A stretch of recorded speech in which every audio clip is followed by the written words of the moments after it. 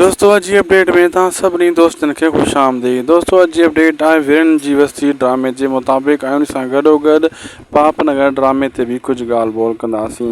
दोस्तों लगातार मां तव्हांखे अपडेट ॾींदो हुयुसि पापनगर ड्रामो ईद ते हलंदो ऐं तव्हां उनजा एपिसोड बि ॾिठो ऐं हाणे तव्हां खां इन जो अर्ज़ु ऐं सम्झो सुवालु आहे हिकु, वीरन जी वस्ती ऐं पापनगर ड्रामे मां तव्हां ॿिन्ही ड्रामे में तव्हांखे सभ खां वधीक ड्रामो कहिड़ो सुठो लॻो। हक़ीक़त पुछो त पापनगर ड्रामो थोरो वीरन जी वस्ती खां मथे व्यूअरशिप उन खई आहे। इन जे मुताबिक़ इन जो इहो ई अंदाज़ो आहे त पापनगर वीरन जी वस्ती ड्रामे खे कटे वेंदो।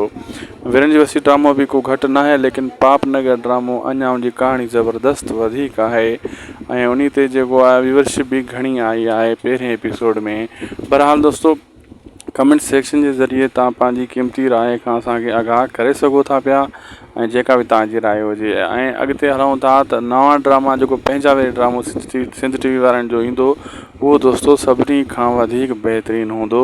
उन में आज़म मेंगर जी एंट्री आहे इन जे करे। ऐं अॼु जी अपडेट में असांखे ॾींदा इजाज़त, मिलंदासीं तव्हां सां कंहिं ॿी अपडेट में। लाइक सब्सक्राइब शेयर ज़रूरु कंदा वीडियो खे।